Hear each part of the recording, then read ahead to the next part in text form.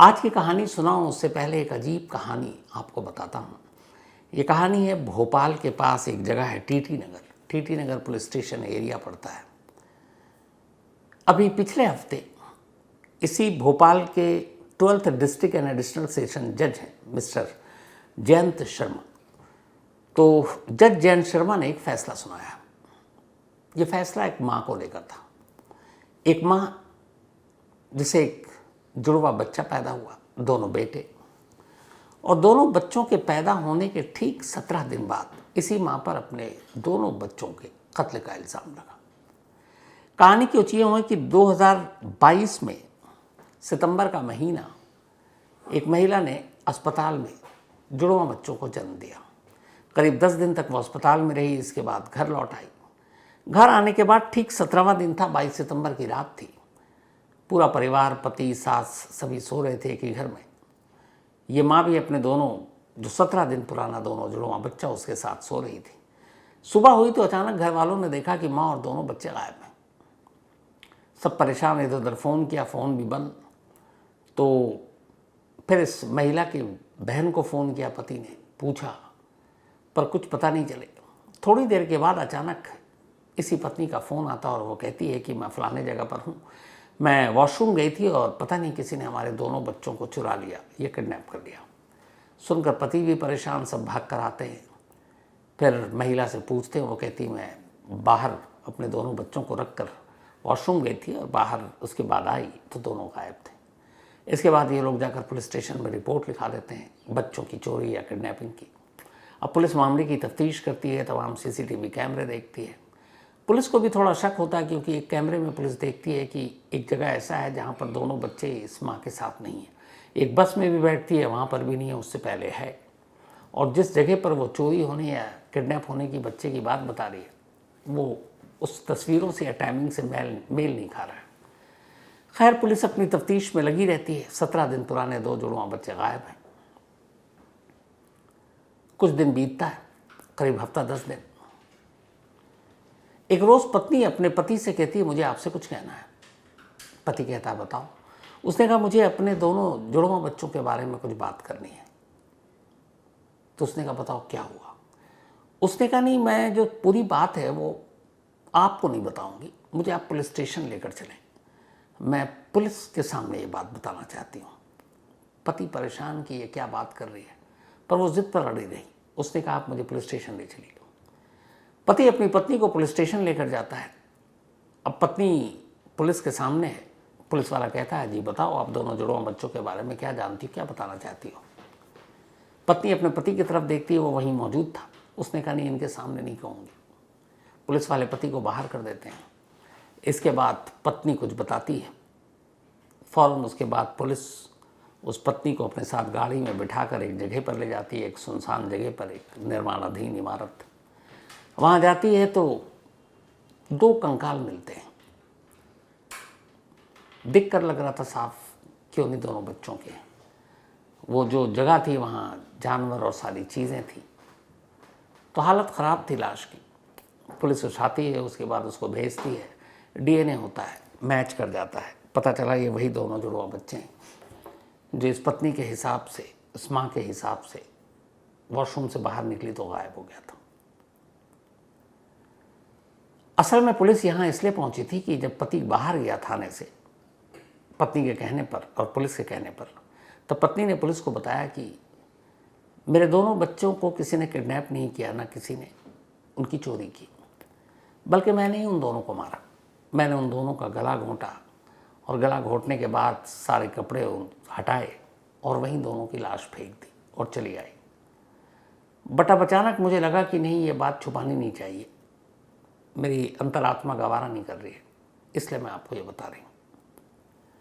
अब इसके बाद डबल मर्डर का जाहिर सी बात है मामला बना। पुलिस ने केस दर्ज किया, उस माँ उस पत्नी को गिरफ्तार किया, चार्जशीट दाखिल हुई, 3 साल तक मुकदमा चला और 3 साल लंबे इस मुकदमे के बाद आखिरकार 12th district and additional session जज जयंत शर्मा जी ने फैसला सुनाया। उन्होंने उस माँ को उम्र कैद की सज़ा दी। उनका कहना था कि कायदे से सज़ा तो डेथ पेनल्टी यानी मौत की बनती है, लेकिन मौत की सज़ा उसके लिए कम होगी क्योंकि एक झटके में उसके हिस्से में मौत आ जाएगी। उम्र कैद इसलिए ताकि वो जब तक जिंदा रहे उसे एहसास हो।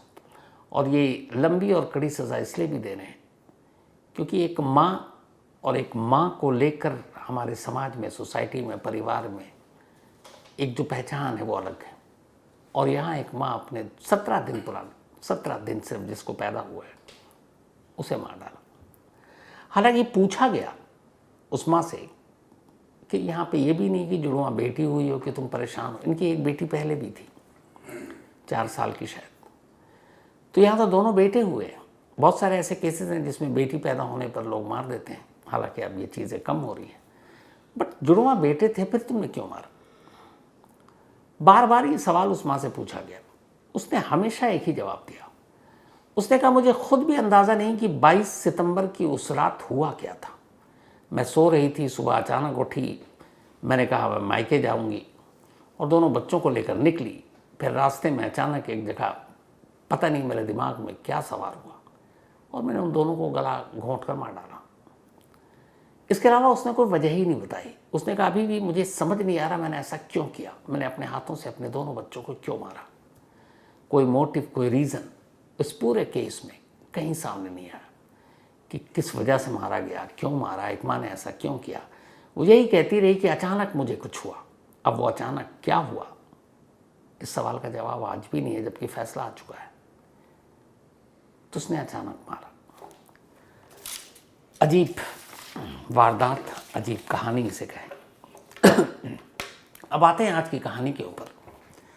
लास्ट थर्सडे की बात है। नवसारी एक डिस्ट्रिक्ट है। इसी नवसारी में एक राइस मिल है, माँ आशा राइस मिल। ये नेशनल हाईवे के करीब, और ये राइस मिल दशकों से बंद है, यानी अब ये खंडर हो चुका है। यहाँ अब कुछ होता नहीं, सुनसान रहता है। इसीलिए कोई शख्स गुजर रहा था इसी राइस मिल के करीब से। अचानक उसे राइस मिल में एक लाश नज़र आती है। लाश देखकर वो पहचान गया ये एक लड़की की लाश है। कपड़े गायब थे, आधे कपड़े थे, आधे नहीं थे। लाश की हालत देखकर वो घबरा गया। इसके बाद फ़ौरन उसने पुलिस को खबर दी। पुलिस मौके पर पहुंचती है। जब मौके पर पहुंचती है तो वहाँ उसको एक डेड बॉडी मिलती है। पुलिस लाश को अपने कब्जे में लेती है। लाश की कुछ बची खुची जो तस्वीर थी, शक्ल थी, उसको लेकर आसपास के पुलिस स्टेशन में मैसेज देती है। फिर फोटोग्राफ सर्कुलेट कराती है कि अगर कोई गायब है तो बताओ। तभी एक महिला जिसका नाम नफीसा है वो पुलिस के पास पहुंचती है और कहती है कि साहब मेरी एक बहन है जिसका नाम सुहाना शेख है और वो करीब 2-2.5 महीने से गायब है। पुलिस ने पूछा कि ये है वो लड़की जिसे हमें लाश मिली। उसने तस्वीर देखी और कहा कि हाँ यही मेरी बहन है सुहाना, और ये 2-2.5 महीने से गायब थी। अब पुलिस ने पूछा कि ये सुहाना कौन है, क्या थी, कहाँ से गायब हुई। तो उसने कहा कि असल में सुहाना की शादी करीब 7 साल पहले हो चुकी थी। जिससे शादी हुई उसका नाम फैज़ल नासिर पठान था। इनका एक बेटा भी है 4 साल का, लेकिन 1 साल पहले इन दोनों के रिश्ते ख़राब हुए और बीते 1 साल से ये दोनों अलग रह रहे थे। तो उसकी बहन सुहाना जो है अब नफीसा के पास आ गई और वहीं रहने लगी। हालांकि बीच बीच में कभी कभी फैज़ल नासिर पठान आता था मिलने के लिए सुहाना से, लेकिन पिछले 2.5-3 महीने से या 2-2.5 महीने से वो गायब थी। अब पुलिस के सामने केस सुलझ गया कि राइस मिल से जो लाश मिली वो सुहाना शेख की है। सुहाना शेख फैज़ल नासिर पठान की बीवी है। 3 महीने से गायब थी। 3 महीने से उसका कोई मोबाइल भी नहीं चला। इसका मतलब है सारे इशारे हो रहे थे कि ये एक मर्डर, और मर्डर के पीछे रिश्ते ख़राब तो पति ही है। अब पुलिस ने फैज़ल नासिर पठान की तलाश शुरू की। नेक्स्ट डे पुलिस को फैज़ल नासिर पठान भी मिल जाता है। अब पुलिस उससे पूछताछ करती है और उसके बाद राइस मिल ले जाती है और कहती है कि तुमने अपनी ही पत्नी का कत्ल किया है। पहले तो नासिर अपनी जो पुलिस की बात है वो मान लेता, कहता हाँ साहब मैंने मर्डर तो किया है। तो पुलिस उसको मौके पर ले गई। मौके पर ले जाने के बाद फिर उसने तस्वीर दिखाई। जो तस्वीर दिखाई उसको देखकर नासिर पठान कहता है कि साहब मैंने कत्ल किया है, ये मैं एक्सेप्ट कर रहा हूँ, लेकिन मैंने इस लड़की का कत्ल नहीं किया जिसकी तस्वीर आप मुझे दिखा रहे हो। अब पुलिस की चौंकने की बारी। कातिल इकरार जुर्म कर रहा है, कह रहा है मैंने मारा है, पर कह रहा है ये वो नहीं है जिसकी आप तस्वीर दिखा रहे हो। तो पुलिस ने कहा ठीक से देखो, इसी लड़की की लाश थर्सडे को मिली है इसी जगह से, और ये तुम्हारी पत्नी है, तुम्हारी बीवी है, और ख़ुद तुम्हारी बीवी की बहन नफीसा ने इसकी शिनाख्त की है। कहता सर मैं फिर कह रहा हूँ आपसे, मैं कत्ल करने की बात कबूल कर रहा हूँ, लेकिन मैंने इस लड़की को नहीं मारा। ये वो लड़की नहीं है जिसकी लाश आपने थर्सडे को बरामद की है। अब पुलिस परेशान, फिर यहाँ पे ये ख्याल आ रहा कि अगर ये उसकी बीवी नहीं है तो उसकी बहन नफीसा ने क्यों झूठ बोला वो कैसे पहचान गई। और इस बीच जब ये लाश मिली, नफीसा ने पहचाना, तो नफीसा ने आकर पुलिस स्टेशन में अपनी बहन के अब कत्ल का मुकदमा भी दर्ज करा दिया, हत्या का मामला, और नामजद उसी के हस्बैंड यानी फैजल नासिर पठान को इसका कातिल करार दिया। पुलिस ने अब नासिर पठान को उठा तो लिया, लेकिन तस्वीर देखकर कह रहा है कि मैंने इसको नहीं मारा है। अब बार बार जब उसने कहा तो फिर पुलिस ने भी पूछा कि भाई तूने मारा किसको है।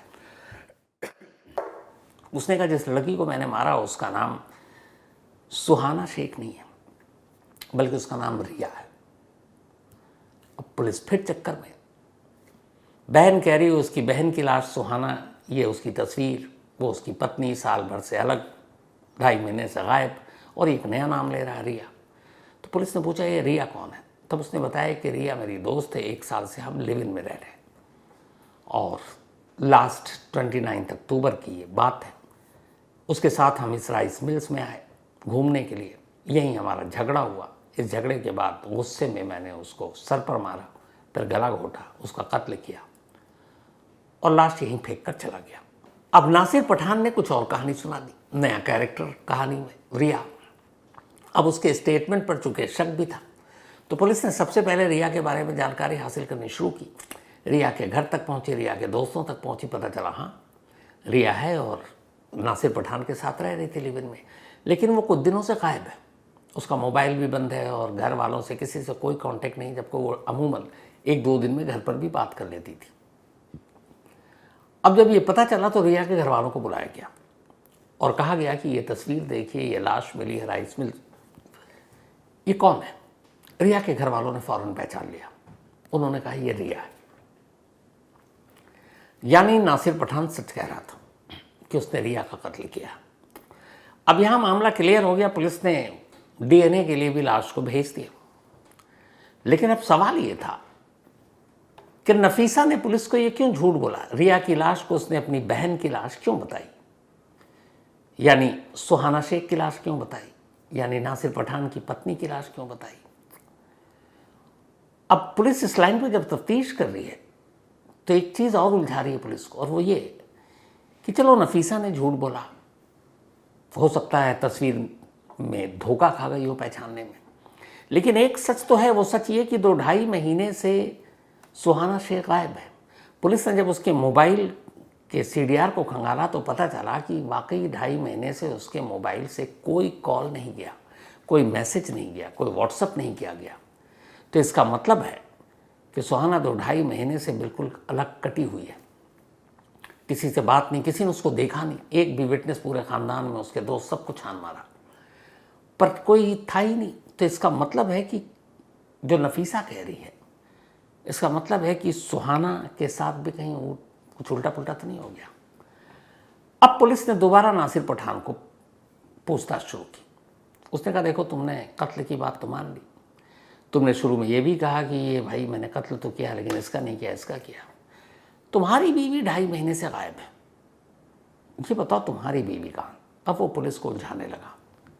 हालांकि पहले कत्ल की कहानी उसने दुरुस्त करा दी पुलिस को बताकर सच, वरना पुलिस की line of investigation wrong side में थी।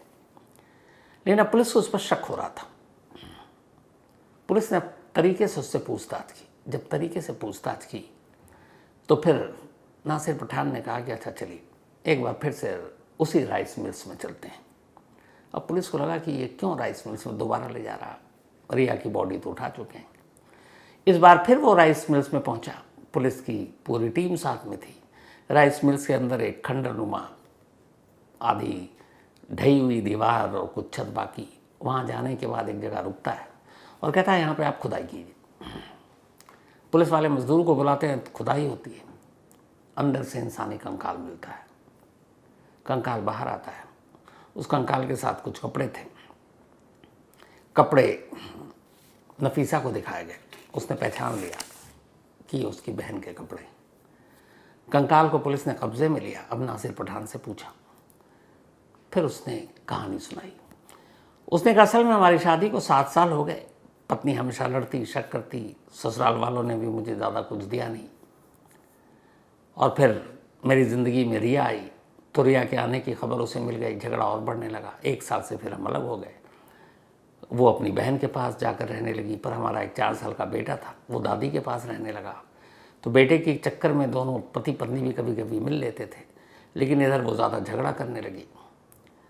तो फिर एक रोज़ मैं गया घर, उसको साथ लिया और इसी राइस मिल्स में लाया।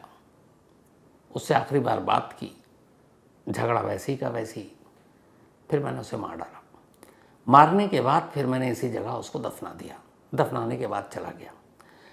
अब उधर रिया इसकी ज़िंदगी में थी। अपनी पत्नी का कत्ल करने के बाद, अपनी बीवी को मारने के बाद, इसी राइस मिल्स में जहां उसने दफनाया था, अगले 2 महीने में वो अपनी गर्लफ्रेंड रिया को लेके कई बार इसी राइस मिल्स में आया। यहाँ सन्नाटा था, सुकून था, वहीं बैठता। बट उसके अंदर 2 चीज़ें थी। एक तो वो लेकर आता, शायद उसे डर भी लगता। इंसान भूत प्रेत बाकी चीज़ों से डरता है। राइस मिल से एकदम सुनसान जगह पर, तो अपनी गर्लफ्रेंड को लेकर आता वहाँ।